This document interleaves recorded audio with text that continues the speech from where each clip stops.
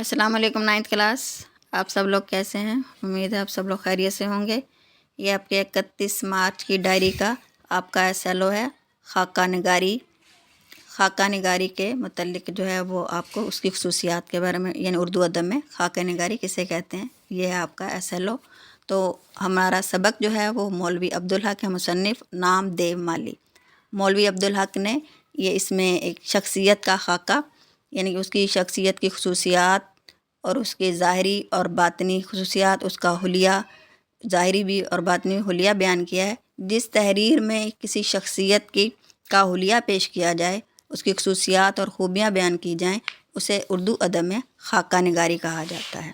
اور خاکہ نگاری جو ہے اس کے متعلق میں آپ کو چند باتیں بتا دوں کہ خاکہ نگاری جو ہے وہ مختصر اور جامع ہوتی ہے. اس میں خاکہ نگاری میں انسان کی عادات، رویے اور سوچ کو واضح کیا جاتا ہے. شخصیت کو حقیقت کے قریب پیش کیا جاتا ہے. مثلاً کہ انسان کی خصوصیات اور خوبیاں خامیاں جو بیان کی جاتی ہیں وہ اس طرح سے کہ وہ عام جیتا جاگتا انسان محسوس ہوتا ہے، کوئی تصوراتی یا خیالاتی باتیں نہیں ہوتی.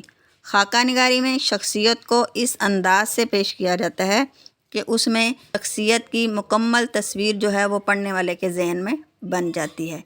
تو اردو ادب میں اسے خاکہ نگاری کہتے ہیں. شخصیت کی خوبیاں خامیاں، اس کا ظاہری حلیہ جو بیان کیا جاتا ہے. تو اس میں مولوی عبدالحق نے دیو مالی کے بارے میں، دیو مالی کی خصوصیات، اس کی ظاہری حلیہ بیان کیا ہے. تو مولوی عبدالحق کو بابائے اردو بھی کہا جاتا ہے.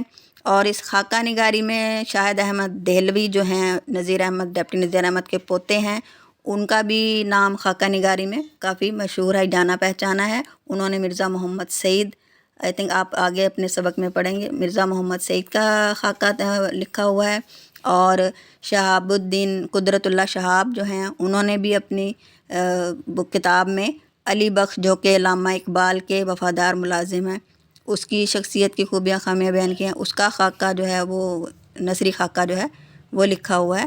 تو آپ لوگ ان نثری خاکوں کو پڑھیں، لائبریری سے بک ایشو کروائیں اور پڑھیں، تو پھر آپ کو خاکہ نگاری کے بارے میں اچھی طرح علم ہو جائے گا.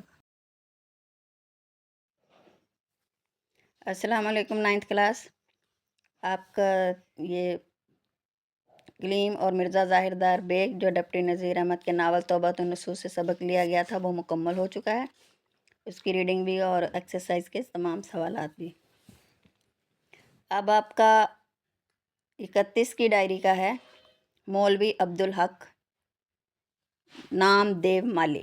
مصنف ہیں مولوی عبدالحق، جنہیں بابائے اردو بھی کہا جاتا ہے. انہیں بابائے اردو اس لیے کہا جاتا ہے کہ ان کی اردو کے لیے، اردو زبان یعنی اردو ادب میں ان کی بہت سی خدمات کی وجہ سے انہوں نے اردو زبان کی ترقی اور ترویج کے لیے، یعنی اردو زبان کو رائج کرنے کے لیے بہت سی تحریک بھی چلائیں اور اس نے بہت کام کیا. اسی لیے انہیں بابائے اردو کا خطاب بھی ملا، لقب بھی ملا قوم کی طرف سے. تو اب ہم نے نام دیو مالی، یہ ان کا ایک ایسے مالی کا خاکہ ہے جس کا اوڑھنا بچھونا اس کے پودے تھے، یعنی کہ ایک مالی کا خاکہ ہے. اور شخصیت کی بارے میں جس میں گفتگو ہوتی ہے یا پھر اس کی خصوصیات بیان کیے جائیں، اردو ادب کی صنف میں اسے خاکہ نگاری کہا جاتا ہے. جس میں کسی شخصیت کی خصوصیات اور خوبیاں، اس کا حلیہ، ظاہری حلیہ بیان کیا جائے، اسے خاکہ نگاری کہا جاتا ہے اردو ادب میں. تو نام دیو مالی ایک خاکہ ہے، یہ ایک مالی کا جو اپنے کام سے انتہائی پرخلوص ہے. وہ بہت محنت سے اور لگن سے اپنا کام انجام دیتا ہے. تو اس میں مولوی عبدالحق نے یہ ایک رودات کی طرح بیان کیا ہے کہ انہوں نے وہ اس کو دیکھا کام کرتے ہوئے کہ وہ کیسے کام کر رہا ہے، اور یہ انہوں نے ایک آپ بیتی سی بیان کی ہے. تو سبق نمبر ہے نام دیو مالی اور پے نمبر ہے 38. اس کی ریڈنگ ہے اور مصنف کا تعارف بھی آپ نے اچھی طرح سے ریڈنگ میں پڑھنا ہے مولوی عبدالحق کا، کہ انہوں نے اردو کے لیے کیا کام کیا اور کتنا کام کیا انہوں نے. تو نام دیو مقبرہ رابعہ درانی اورنگ آباد کے باغ میں مالی تھا. یہاں سے شروع ہوتی ہے آپ کی ریڈنگ، اور ان کو توانا اور टाइटा देखकर इसके चेहरे पर खुशी की लहर दौड़ जाती। ये टांटा लिखा हुआ है, तो टांटा का मतलब है कि उन्हें सीधा तने पर खड़ा हुआ देखकर, यानी कि फलता फूलता। और उसके बाद